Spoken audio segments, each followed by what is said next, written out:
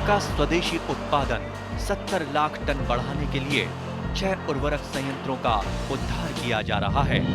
FCIL के गोरखपुर, सिंदरी, तलचर और रामागुंडम संयंत्र, HFCL की बरौनी इकाई और BVFCL की नामरू फोर्थ। सोने पर सुहागा ये है कि देश में अब बनेगा सिर्फ नीम लेपित यूरिया, क्योंकि इससे होगा किसानों का फायदा ही फायदा। अनाज का उत्पादन 10% तक बढ़ेगा। बढ़ेगी 10 से 15% नाइट्रोजन क्षमता।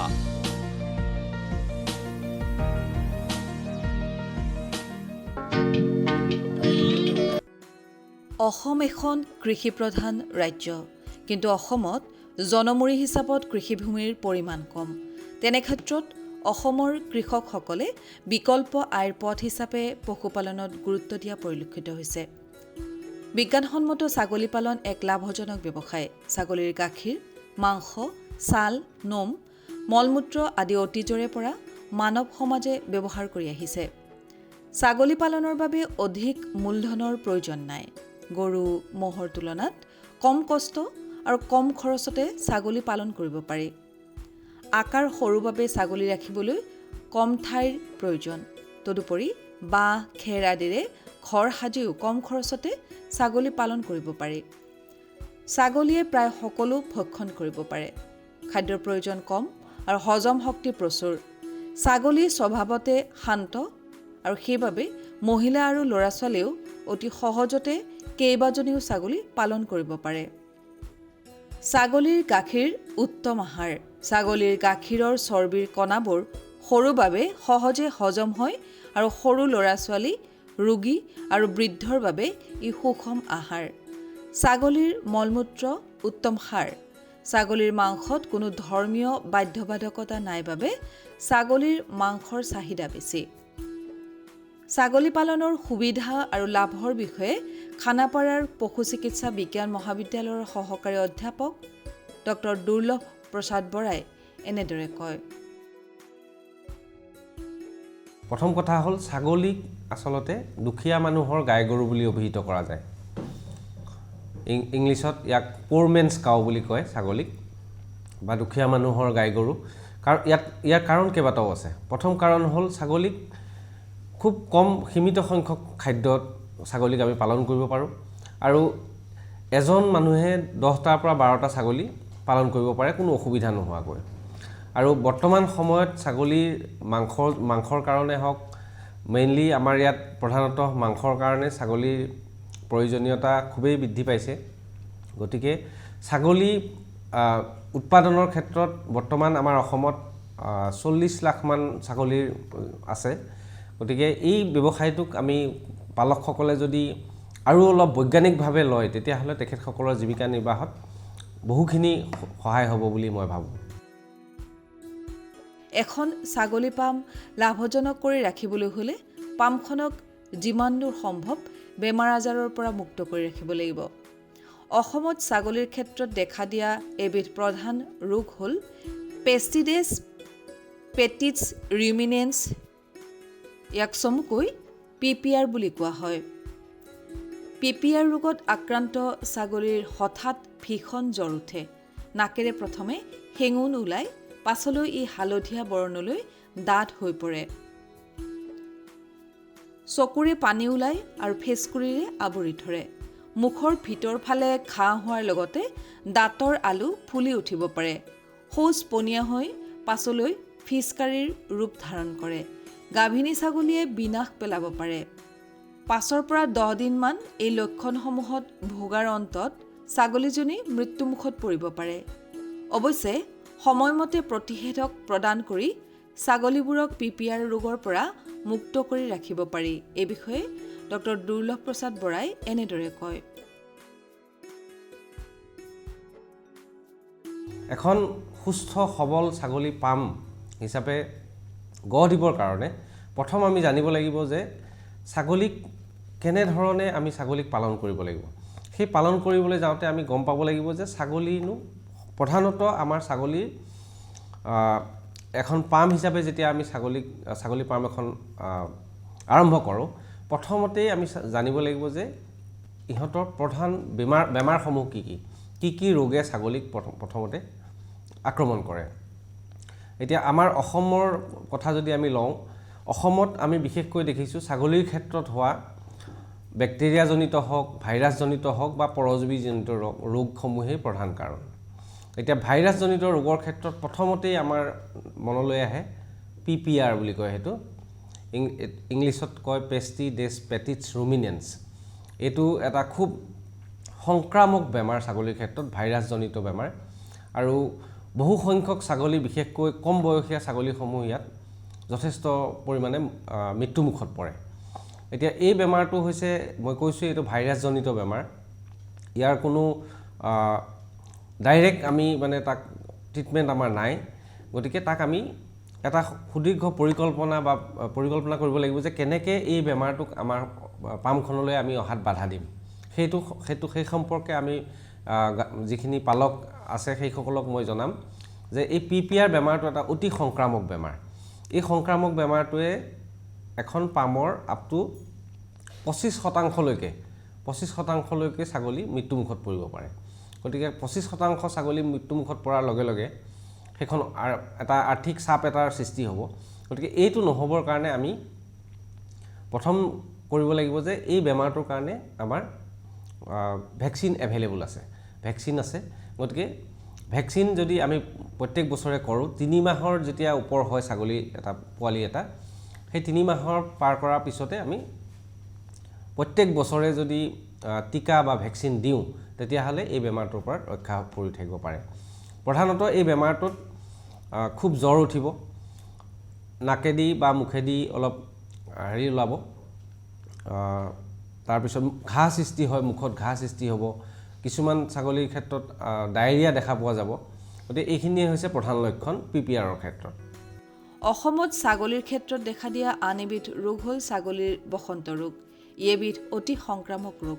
3 মাহৰ অধিক বয়সৰ ছাগলীক প্ৰতিষেধক প্ৰদান কৰি ছাগলীৰ জাকটোক এই ৰোগৰ পৰা ৰক্ষা কৰিব পাৰি। এই বিষয়ে ডক্টৰ দুৰ্লভ প্ৰসাদ বৰাই এনেদৰে কয়।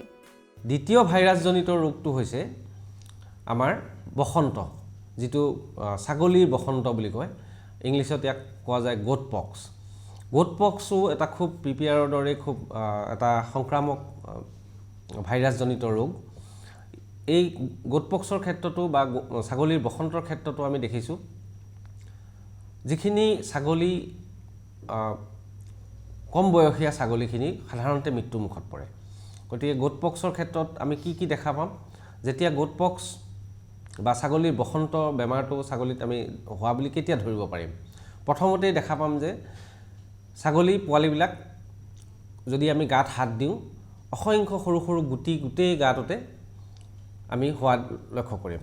আমাৰ যেনেকৈ মানুহৰ ক্ষেত্ৰত বসন্ত ওলালে যিটো হয়, ছাগলীৰ ক্ষেত্ৰতো গোটেই গাটোতে সৰু সৰু গুটিৰ নিচিনা সৃষ্টি হ'ব। আৰু জ্বৰ উঠিব, জ্বৰ উঠাৰ লগে লগে খোৱা বোৱা মন নোহোৱা হ'ব, এটা জেগাত ৰখি থাকিব, মন মাৰি থাকিব ছাগলী। গতিকে এইবিলাক হৈছে প্ৰাৰম্ভিক লক্ষণ গোট পক্সৰ। এতিয়া গোট পক্সৰ ক্ষেত্ৰতো যদি আমি প্ৰতিকাৰৰ কথা কওঁ, গোট পক্সৰো ভেকচিন এভেইলেবল আছে, ভেকচিন বা টীকাকৰণ কৰিব পাৰি। প্ৰত্যেক বছৰে 3 মাহৰ ওপৰৰ ছাগলী পোৱালিখিনিক আমি টীকাকৰণ কৰাটো খুবেই প্ৰয়োজনীয়, যদিহে আমি ছাগলীখিনিক এই বেমাৰটোৰ পৰা ৰক্ষা কৰিব বিচাৰোঁ। অৰ্ফ বা ঘাঁ লগা বেমাৰ ছাগলীৰ ক্ষেত্ৰত দেখা দিয়া এবিধ অন্যতম ৰোগ। এইবোৰ অতি সহজে সংক্ৰমিত হয় আৰু উপযুক্ত সময়ত সাৱধানতা অৱলম্বন নকৰিলে ই আৰ্থিকভাৱে যথেষ্ট ক্ষতিসাধন কৰে। এই ৰোগত ছাগলীটোৰ মুখখনৰ দুয়োফালে ওঠৰ কাষে কাষে, দাঁতৰ আলুৰ কাষত আৰু জিভাত সৰু সৰু ফোঁহা ওলাই ঘাঁৰ সৃষ্টি কৰে, ফলত ছাগলীটোৱে একো খাব নোৱাৰা হয়। মাইকী ছাগলীৰ উহাৰতো ফোঁহা ওলায়। এই ৰোগৰ বিষয়ে ডক্টৰ দুৰ্লভ বৰাই এনেদৰে কয়। সাধাৰণতে দেখা পোৱা বেমাৰ আমাৰ ইয়াত ছাগলীৰ ক্ষেত্ৰত হ'ল যিটোক আমি অৰ্ফ বুলি কওঁ। সেইটো এটা ভাইৰাছজনিত বেমাৰ। এই বেমাৰটো ছাগলীৰ ক্ষেত্ৰত বিশেষকৈ মুখমণ্ডলৰ ওচৰত দেখা পোৱা যায়। আমি দেখা পাওঁ যে ছাগলী, বিশেষকৈ কম বয়সীয়া ছাগলীবিলাকৰ ক্ষেত্ৰতো এই ক্ষেত্ৰতে এই বেমাৰটো খুবেই দেখা পোৱা যায়। ছাগলীৰ মুখমণ্ডলৰ চাৰিওকাষে ঘাঁৰ সৃষ্টি হয়।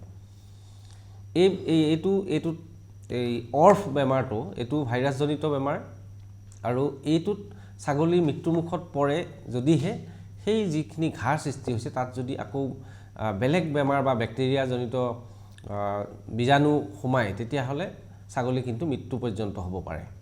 গতিকে এই বেমাৰটোৰ ক্ষেত্ৰতো আমি খুবেই প্ৰয়োজনীয় তাক প্ৰতিকাৰৰ ক্ষেত্ৰত আমি ক'ব পাৰোঁ যে ভেকচিন আছে কিন্তু এতিয়ালৈকে মানে মাৰ্কেটিং হোৱা নাই বা এইটো কমাৰ্চিয়েলি এভেইলেবল হোৱা নাই।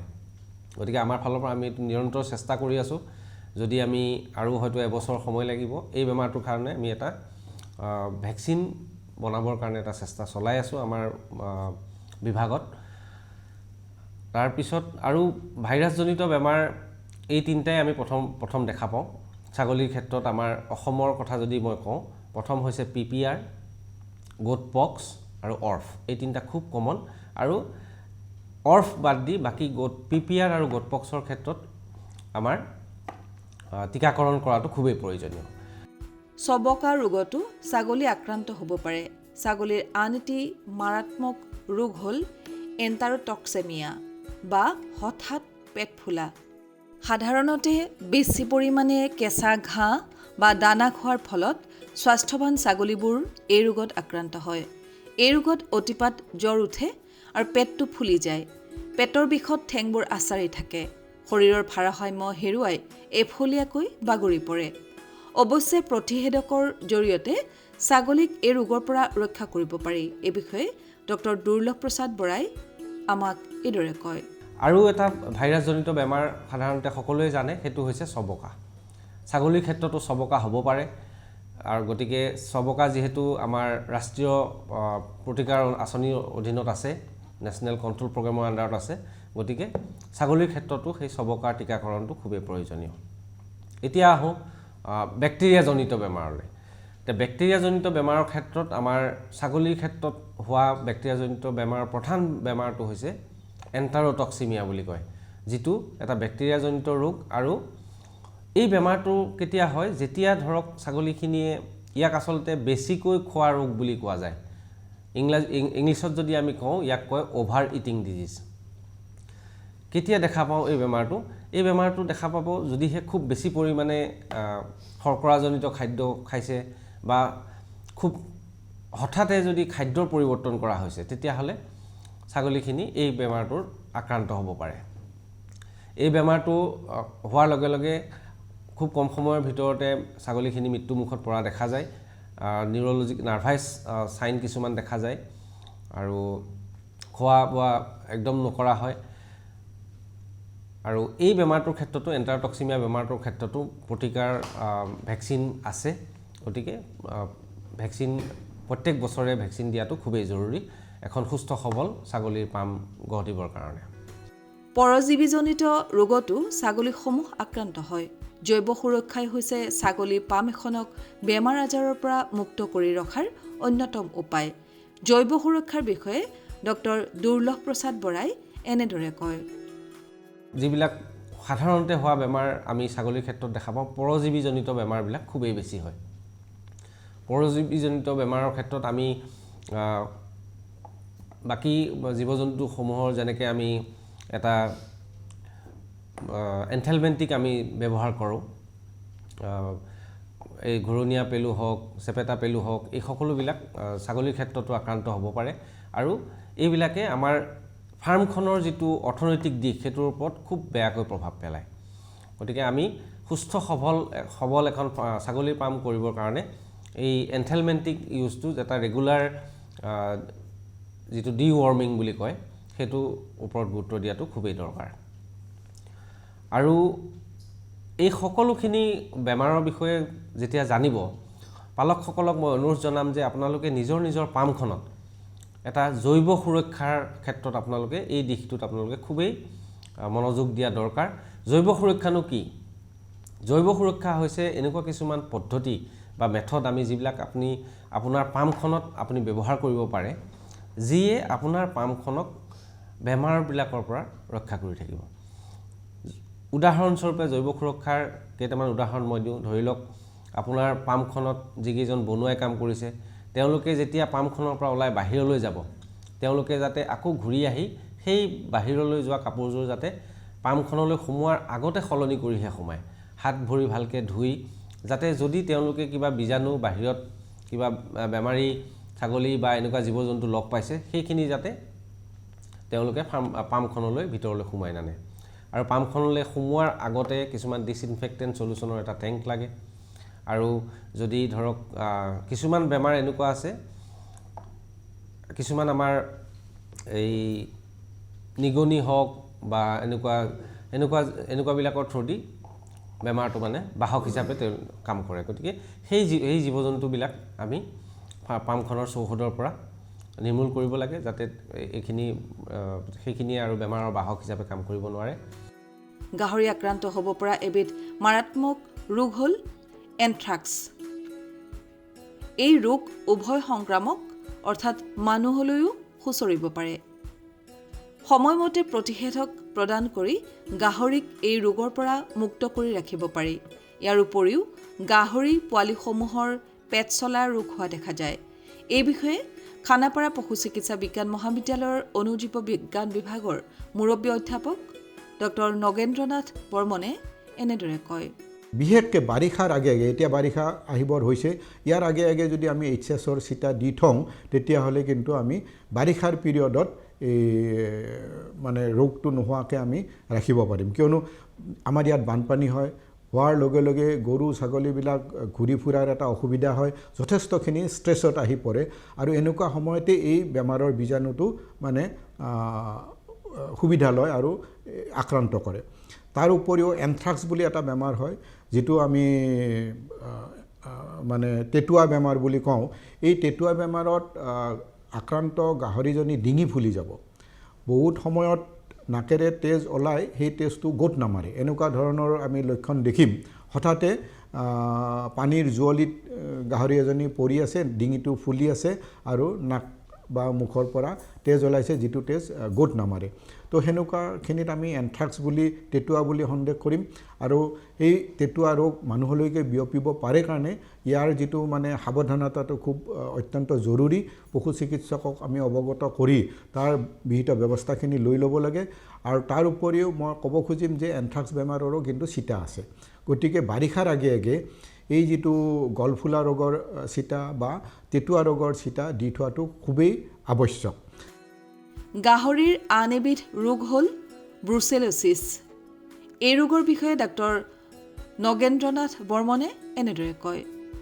বহু সময়ত গাহৰিৰ মাকজনী গাভিনী মাকজনীও কিছুমান বিনাশ দিয়া ৰোগৰ পৰা আক্ৰান্ত হয় যিটো আমি ব্ৰুচেলোচিছ বুলি কওঁ এই ৰোগৰ পৰাও যাতে মাকজনী আক্ৰান্ত নহয় সময়ে সময়ে গাহৰিৰ পামখনত বা বিশেষকৈ গাভিনী গাহৰিখিনিৰ নমুনা পৰীক্ষা কৰি আমি নিৰ্ণয় কৰিব লাগে যে গাভিনী গাহৰিখিনি ব্ৰুচেলোচিছৰ দ্বাৰা আক্ৰান্ত হৈছে নেকি যদি হোৱা নাই খুবেই ভাল কথা আৰু যদি হৈছে তাৰ কিছুমান বিহিত ব্যৱস্থা লৈ আমি মাকজনীক বচাব পাৰিম আন পশুধনৰ দৰে গাহৰি পাম এখনকো বেমাৰ আজাৰৰ পৰা মুক্ত কৰি ৰখাৰ বাবে সৰ্বোচ্চ অগ্ৰাধিকাৰ দিব লগা বিষয়টো হৈছে জৈৱ সুৰক্ষাৰ বিষয়ে ডক্টৰ নগেন্দ্ৰনাথ বৰ্মন দেৱে আমাক এনেদৰে কয় জৈৱ সুৰক্ষাত আমি তাক মানে যদি সামগ্ৰিকভাৱে গাহৰি পামখন নিৰোগী কৰি ৰাখিবৰ কাৰণে যিমানখিনি মানে আগ্ৰাসী বীজাণু আছে এই বীজাণুৰ পৰা পৰিত্ৰাণ পাবলৈ বিশেষকৈ আফ্ৰিকান সোৱাইন ফিভাৰ সেইটোক যদি আমি উদ্দেশ্য কৰি আমাৰ পামখনত জৈৱ সুৰক্ষাৰ ব্যৱস্থা কৰোঁ মই ভাবোঁ পালকখিনি বহুত বেমাৰৰ পৰাই তেওঁলোকক আঁতৰত ৰাখিব পাৰিব উদাহৰণস্বৰূপে কোভিডৰ হোৱাৰ লগে লগে আমি কেইটামান অভ্যাস আমি কৰি লৈছিলোঁ যে সঘনাই হাতখন ধোৱা বা নাক আৰু মুখত আমি মাস্ক ব্যৱহাৰ কৰিছোঁ কোনোবাই হাঁচিলে আমি দূৰলৈকে গৈছোঁ এই যিখিনি প্ৰাথমিক ব্যৱস্থা এই ব্যৱস্থাই এতিয়া দেখিব যে মানুহখিনি বহুত সময়ত যিবিলাক উশাহ নিশাহ লোৱা বেমাৰ আছে বা কিছুমান হাঁচি সঘনাই আহি থকা বেমাৰ আছে বা এলাৰ্জি বেমাৰ আছে এইবিলাকৰ পৰা কমি গৈছে ডায়েৰিয়া কমি গৈছে তো এই গোটেইখিনি আহিছে এটা জৈৱ সুৰক্ষা আৰু এই জৈৱ সুৰক্ষাটো হৈছে এটা মানুহৰ মানসিকতা আমি মানসিকভাৱে এটা সুস্থ পৰিৱেশ সৃষ্টি কৰাৰ যিটো পদ্ধতি সেইটো যদি আমি অৱলম্বন কৰোঁ তেতিয়াহ'লে আমি এই প্ৰক্ৰিয়াটোক আমাৰ দৈনন্দিন জীৱন বা গাহৰি পামখনত ওচৰ চুবুৰীয়াৰ লগত আমি সহজে মানে আগবঢ়াই নিব পাৰিম। এইটো ক্ষেত্ৰত মই ক'ম গাহৰি পাম এখন 2টা বা 4টা গাহৰিয়ে হওক বা ডাঙৰকৈ গাহৰি হওক সদায় আমাৰ ঘৰৰ নিজৰ যিটো বাস কৰি থকা ঘৰ আছে ঘৰৰ পৰা অলপ নিলগত আমি এখন যদি আবদ্ধ পামৰ সৃষ্টি কৰোঁ, ঘৰ এটাৰ যদি বনাওঁ, এটা যদি বেৰ থাকে, আমি যিটো গাঁও অঞ্চলত কি কৰোঁ ৰছীৰে বান্ধি কেৱল বোকাত থৈ দিছোঁ বা য'ত ত'ত মানে এৰি দিছোঁ, দিনটো গধূলি আহি পেলাই আমাৰ গঁৰালত সোমাইছে, সেইটো কাম কেতিয়াও নকৰিব। প্ৰথম কথা হৈছে আমি আবদ্ধ পদ্ধতিত যদি ৰাখিব যত্ন কৰোঁ, আপোনাৰ ঘৰৰ অলপ দূৰত য'ত ৰ'দ পৰিব ওখ জেগা সেইখিনিত এটা সুন্দৰ গোহালি এটা গাহৰিৰ কাৰণে এটা গোহালি বনাওক, এখন বেৰ দিয়ক যাতে গাহৰিজনী ওলাই ঘূৰি ফুৰিব নোৱাৰে বা বাহিৰা জীৱ জন্তুখিনিও যাতে গাহৰিৰ লগত যাব নোৱাৰে, সেইটো এটা প্ৰাথমিক ব্যৱস্থা। তাৰ উপৰি আপুনি যেতিয়া গাহৰি পামত কাম কৰিব পৰিয়ালৰ কোনো এজন বা দুজন নিৰ্দিষ্ট সদস্যইহে তাক চোৱা চিতা কৰক। বিশেষকৈ মহিলাগৰাকী মই বহুত জেগাত দেখিছোঁ যে গাহৰিৰ পামৰ লগত মহিলাগৰাকী ওতঃপ্ৰোতভাৱে জড়িত, সেইটো এটা খুব ভাল কথা। তেওঁলোকে চাফ চিকুণতাৰ কথাটো জানেই, তো তেওঁলোকে যদি হাত ভৰি ধুই গাহৰি পামখনত সোমাই পেলাই গোটেইখিনি চাফ চিকুণ কৰা ব্যৱস্থাখিনি কৰি আকৌ হাত ভৰি ধুই পেলাই যেতিয়া ওলাই আহিব দেখিব কোনো ধৰণৰ বেমাৰৰ বীজাণু গাহৰি পামখনত নোসোমায় আৰু বা গাহৰিৰ পামৰ পৰাও কিছুমান বীজাণু মানুহৰ দেহলৈকে নাহে। এইটো এটা খুব দৰকাৰী কথা। অসমৰ গাহৰি পালকসকলে এই দিশবোৰত উপযুক্ত গুৰুত্ব প্ৰদান কৰিলে গাহৰি পামৰ পৰা আশা কৰা ধৰণে লাভ অৰ্জন কৰিব পাৰিব।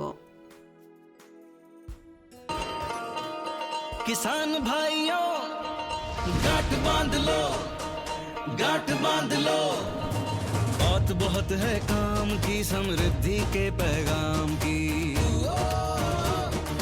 मिट्टी के मिजाज को समझो, मिट्टी के हर राज को समझो, मिट्टी की तुम जांच कराओ, मुफ्त सॉइल हेल्थ कार्ड ले जाओ। कभी मुनासिब बीज लगाओ, सही किस्म की खाद ले आओ, जितनी जरूरी उतनी डालो, सही मात्रा खुद पहचानो, इसको अपना मंत्र बना लो, मिट्टी की सेहत तो जानो। बात बहुत है काम की, कम लागत अधिक वरदान की, किसान भाइयों गांठ बांध लो। आज ही मिट्टी की जांच कराएं, राज्य सरकार के कृषि अधिकारी से संपर्क करें और मुफ्त में सॉइल हेल्थ कार्ड पाएं। कृषि और किसान कल्याण मंत्रालय द्वारा किसान हित में जारी।